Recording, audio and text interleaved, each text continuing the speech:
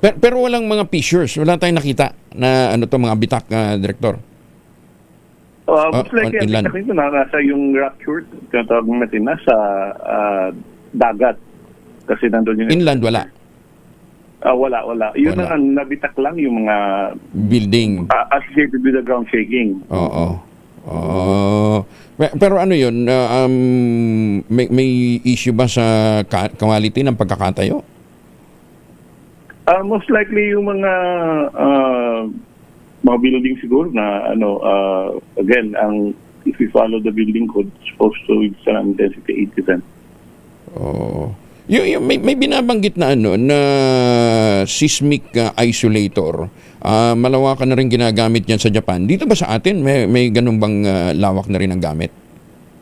Yes, ginagamit naman yan ngayon.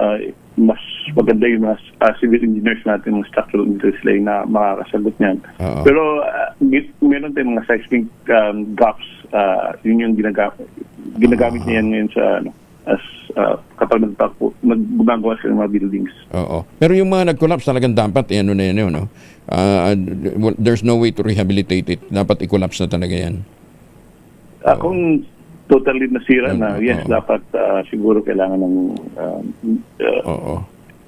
i-demolish na and then pagtayuan ng, yung pulido.